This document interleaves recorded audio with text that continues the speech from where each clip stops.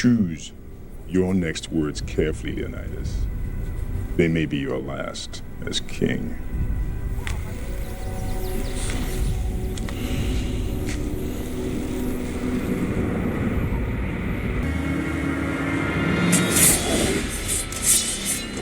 Madman.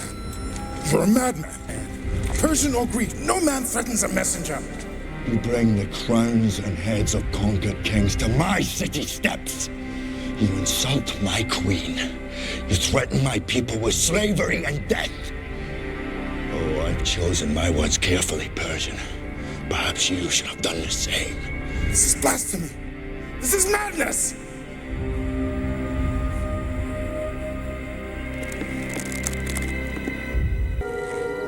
Madness. This is Sparta!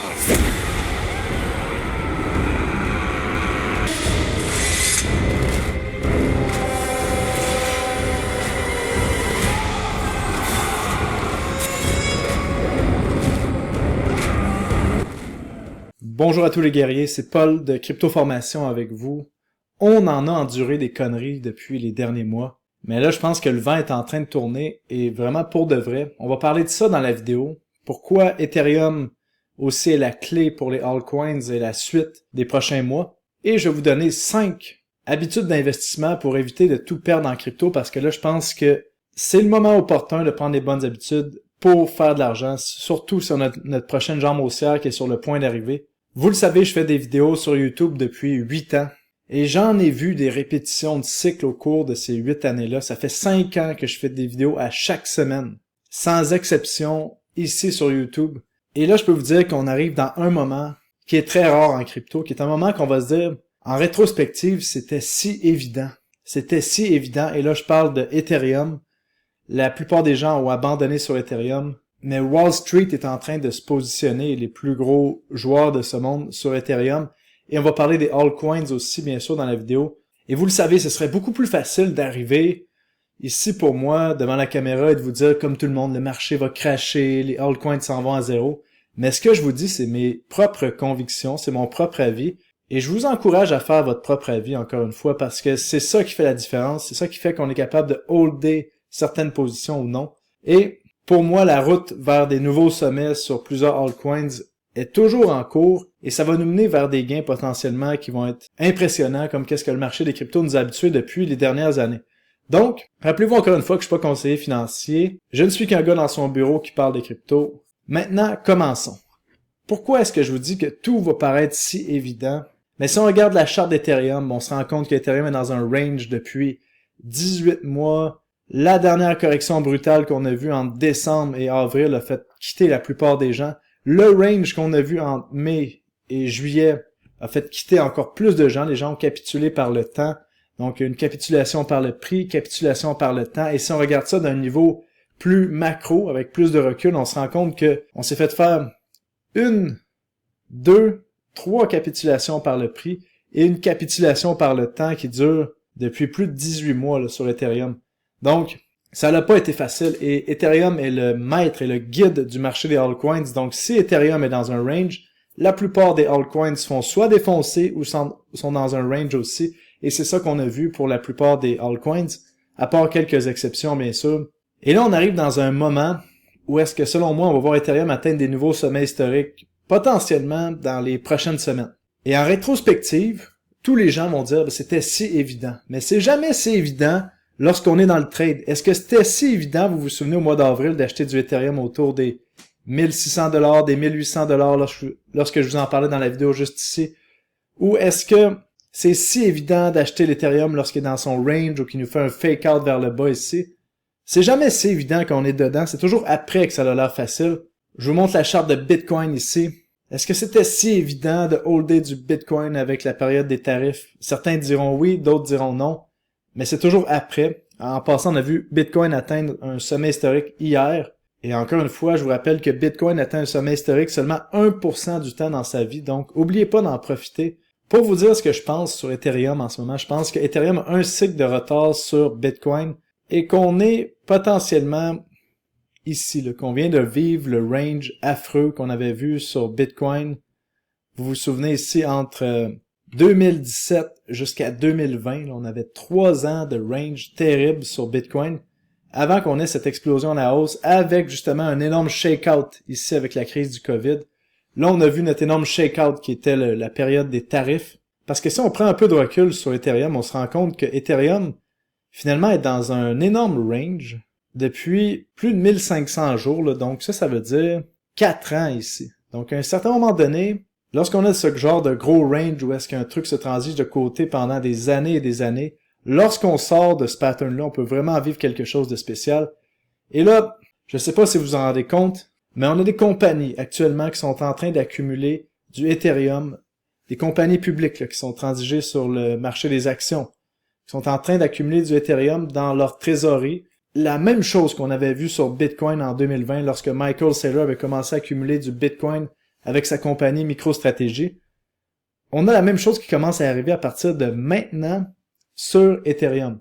On a des grosses compagnies qui ont accumulé jusqu'à maintenant 3 milliards de dollars en valeur d'Ethereum dans leur trésorerie et ça n'arrête pas d'augmenter. La course est en train de commencer. Si vous regardez les compagnies comme avec Tom Lee, par exemple, cette compagnie-ci qui a accumulé plus de 250 milliards de dollars en Ethereum et qui veulent faire la même stratégie que MicroStrategy.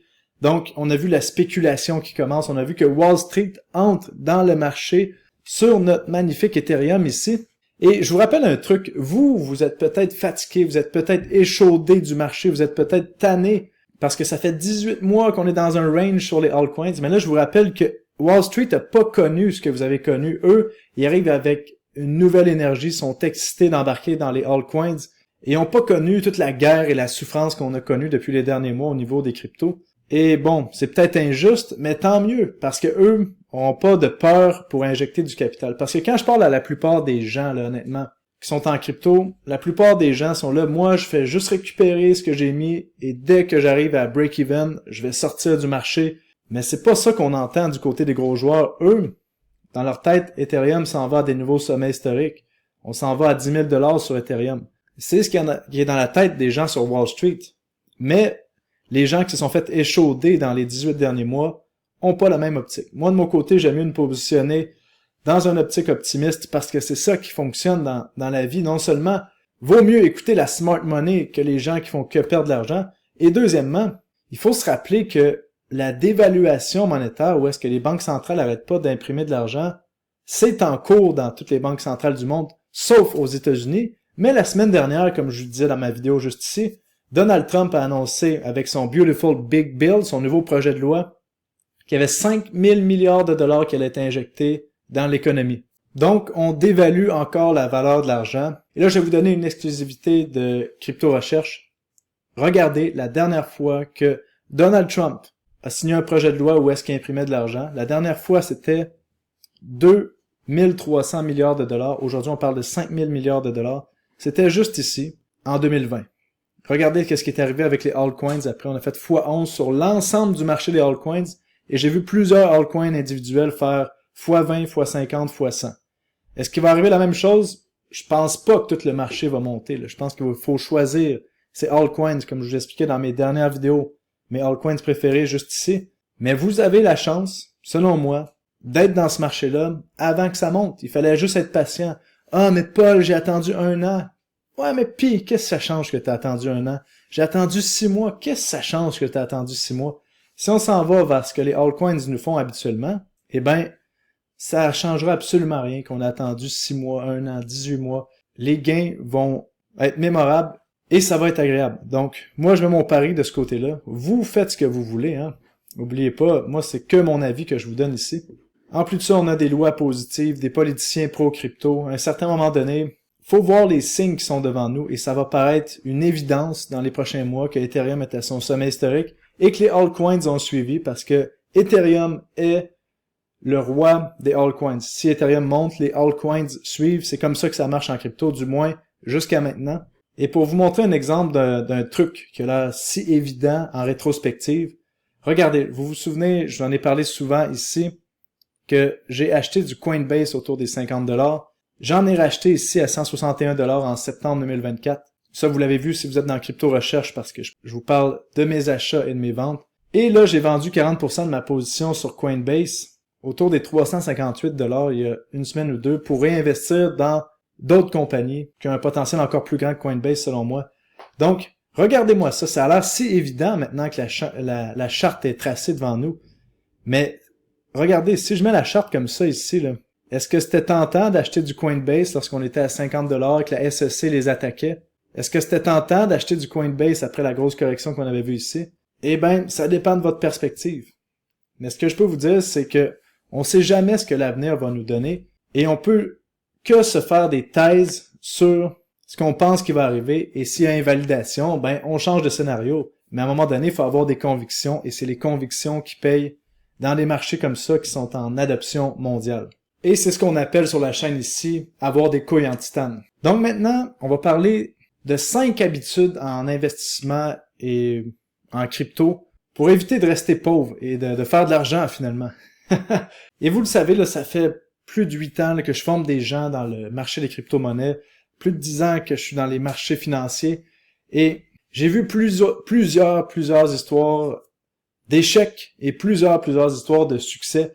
Et j'ai remarqué que même si les gens reçoivent le même enseignement, c'est pas l'enseignement qui fait la différence, c'est les actions qu'on fait au jour le jour qui font la différence pour réussir en investissement.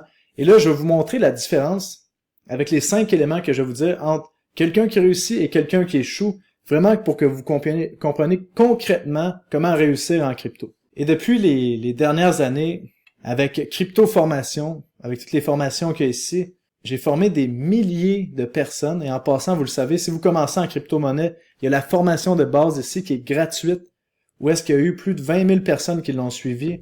Et cette formation-là vous permet de comprendre les bases de la crypto-monnaie et éviter les erreurs. Pourquoi je vous en parle? C'est parce que je suis écœuré de voir des scammers ou des gens qui se prétendent bons en crypto alors qu'ils comprennent même pas les bases et qui amènent les gens dans le trou. Donc, s'il vous plaît, suivez la formation de base si vous commencez en crypto. C'est gratuit sur mon site web cryptoformation.com. Donc, commençons avec les 5 erreurs qui font que les gens restent pauvres en crypto-monnaie. La première erreur, c'est quoi? Ben, c'est de vouloir faire plus d'argent, de tellement vouloir, de forcer à vouloir faire plus d'argent. Et là, bon, c'est sûr qu'on est en crypto-monnaie, on est tous dans ce marché-là pour faire plus d'argent parce que c'est le marché que s'il fait qu'est-ce qui nous a habitués, peut nous amener les plus gros gains, puis c'est normal. Moi aussi, j'ai une grosse partie de ma valeur nette dans les crypto-monnaies pour justement bénéficier de cette volatilité-là. Mais comprenez un truc, si vous êtes en investissement et que vous forcez, vous vous dites dans votre tête « je veux faire plus d'argent », mais que vous faites aucune action pour comprendre le marché, comprendre les nuances du marché des crypto-monnaies, vous allez vous faire défoncer par le marché parce que rappelez-vous que faire plus d'argent, c'est le résultat. Mais pour arriver à un résultat, il faut faire des actions. Donc le résultat, c'est la sortie et les entrées, c'est les actions. Nous, la seule chose qu'on peut mettre notre focus en tant que personne humaine, c'est sur les entrées, c'est sur les actions qu'on va faire. Donc par exemple, si tu veux perdre 10 kilos, 22 livres en bon québécois, ben même si tu focuses, je veux perdre 20 livres, puis tu fais aucune action, tu continues de manger du chocolat puis des chips à chaque soir, mais tu vas pas perdre ton 10 kilos. Les vraies actions, c'est d'aller s'entraîner, de manger un peu moins, puis de manger des bons trucs. Ou exemple, je vais être plus confiant quand je parle en public, puis tu parles jamais publiquement. Ben c'est normal que tu seras pas confiant en public. Il faut faire des actions. Donc c'est quoi les actions pour réussir en crypto-monnaie? Ben, comprenez que les gens qui réussissent font certaines actions et les gens qui réussissent pas font toujours les mêmes actions. Et une première action que je peux vous dire, c'est arrêter de prendre des conseils de gens pauvres ou de gens qui réussissent pas dans les marchés. Par exemple, si tu veux perdre ton 10 kilos, est-ce que tu vas aller voir la personne qui pèse 200 kilos là, ou 400 livres pour lui demander des conseils? Non, je pense pas. On va aller voir la personne en forme qui s'entraîne pour lui demander des conseils ou un bon coach. Donc, c'est la même chose en investissement. Si on veut faire de l'argent, il faut arrêter de prendre des conseils de gens qui font jamais d'argent ou d'influenceurs crypto que vous voyez qui investissent 300$ et que leur portefeuille est à moins 95% malgré tout. Choisissez des gens qui réussissent et formez-vous avec les meilleurs, informez-vous avec les meilleurs. Et comment choisir ces personnes-là qui savent de quoi ils parlent? Ben souvent, ça va être dans leurs mots, leur façon de parler. Ils sont pas excités à chaque fois qu'ils vous parlent d'un truc. Ils vont vous parler des risques. Ils vont vous parler aussi que quand on a un scénario en tête ou une thèse en tête, ben c'est possible que ça se produise comme c'est possible que ça se produise pas. Ils vont parler de gestion de risque. Donc, ça, c'est des choses importantes à comprendre. Maintenant, deuxième chose qui fait que la plupart des gens en crypto restent pauvres, c'est de vouloir prendre le trade héroïque. C'est quoi le trade héroïque? Ben, je vais vous montrer c'est quoi le trade héroïque. Il y a plusieurs façons, plusieurs formes que ça peut prendre. Et vous vous souvenez le film Le Big Short avec Michael Burry qui avait shorté le marché des actions avant le crash de 2008 et le marché immobilier. Tout le monde le voit comme un héros, mais je pense que ce film-là, comme vous le voyez, il a shorté le crash juste ici, avant le crash, a amené beaucoup plus de pertes que de gains pour la plupart des gens. Parce que tout le monde essaie de faire le big short à chaque mois. On vous prédit un crash incroyable, alors que le marché fait que monter, que monter. D'ailleurs, Michael Burry avait fait un tweet juste ici, là, le 31 janvier 2023 en disant que c'était terminé, vendez tout, les marchés vont s'effondrer. Il avait raison sur papier parce que les banques étaient insolvables et qu'on a eu des injections de liquidités incroyables. Mais regardez ce qui est arrivé depuis qu'il a dit « sell » sur les marchés. Juste ici, le marché des actions est à plus de 50% de gains. Même chose, Michael Burry s'est mis à shorter Nvidia parce que dans sa tête, ça se pouvait pas que cette compagnie-là aille encore plus haut. 50% de son portfolio était en short sur Nvidia. Et là, il se fait complètement défoncer par le marché. Nvidia vient d'atteindre 4000 milliards de dollars en capitalisation. Donc, de vouloir faire le coup de circuit, de vouloir faire le trade héroïque, de mettre 100% de son capital à quelque part, c'est un truc pour se faire défoncer complètement par le marché. Et ça, c'est beaucoup trop véhiculé dans les médias sociaux. Ça te prend le meme coin de merde qui va faire x1000, la nouvelle pépite qui est une merde qui descend de 99%. Que les gens mettent 100% de leur capital à chaque fois qu'ils investissent dans un truc. C'est important de balancer son capital, d'avoir une sélection de crypto-monnaies qui vont être là pour le long terme, et vous pouvez gambler avec un petit pourcentage de votre portfolio, il n'y a pas de problème. Mais arrêtez de vouloir faire le trade héroïque. C'est quoi aussi le trade héroïque? Ben, c'est de prendre des leviers, les putains de leviers. Combien de personnes j'ai vu tout perdre leur argent à cause des leviers, de vouloir faire juste le petit x2 de plus.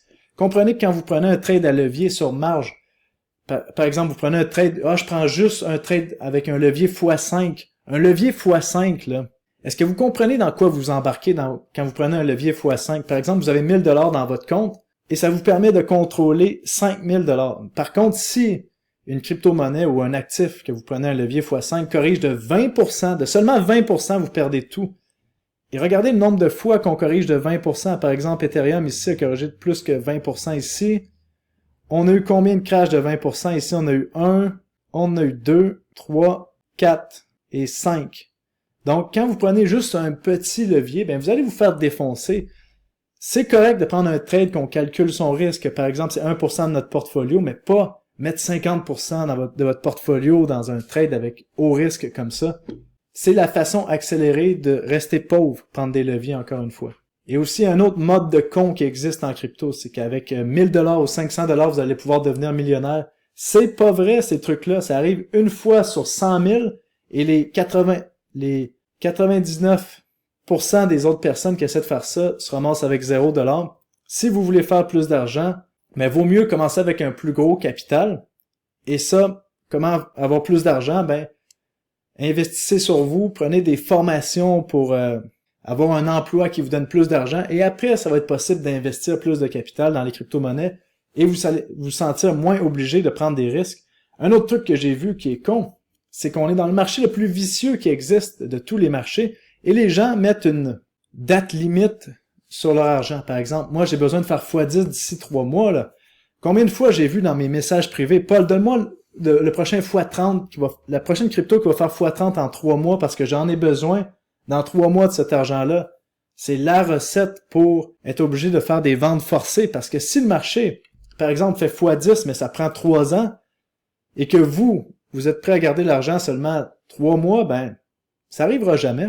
Troisième stratégie qui vous garde toujours pauvre, mais c'est de toujours justement changer de stratégie. Combien de fois j'ai vu des gens toujours changer de stratégie? Un mois, je leur parle, ils font du day trading. Un autre mois, je leur parle, ils font de l'investissement dans les meme coins. L'autre mois, je leur parle, ils font du swing trading. L'autre mois, je leur parle, c'est rendu des investisseurs long terme.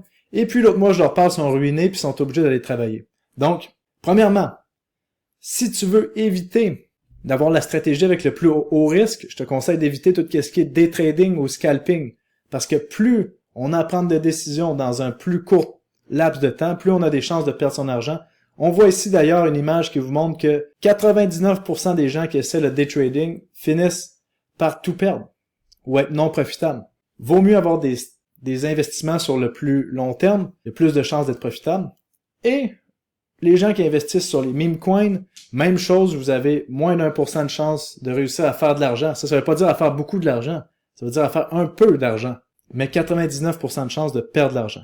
Donc qu'est-ce qui arrive ici? C'est l'effet de Dunning-Kruger ici, qu'à chaque fois qu'on voit une nouvelle façon de trader, une nouvelle opportunité, on comprend pas toutes les difficultés, les subtilités qu'il y a pour devenir profitable dans une nouvelle stratégie. Donc, on monte la montagne de la stupidité, ça a l'air tellement facile, les meme coins.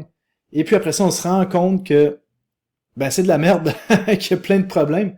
Et là, les gens abandonnent. À la place de peaufiner leur stratégie, peut-être de meme coins qui deviendraient profitables, ils abandonnent lorsqu'ils voient tous les problèmes et ils changent de stratégie. Et ils revivent le même cycle ici, ça tourne en boucle. L'idée, si vous voulez être bon avec une stratégie, c'est de la maintenir pendant plusieurs mois, voir les trades qui fonctionnent, noter les trades qui fonctionnent pas, et puis, à un certain moment donné, vous allez peut-être réussir à avoir une stratégie qui est positive. Et l'autre chose que je peux vous parler ici, c'est si tu en entends parler sur les médias sociaux comme X ou YouTube, souvent, tu es trop tard. Donc, si tu entends parler d'une super crypto-monnaie qui a l'air extraordinaire ici, mais que le prix a fait déjà un x5 ou un x10, vaut mieux la mettre dans sa liste de surveillance, s'assurer que la crypto survit, attendre une correction et investir.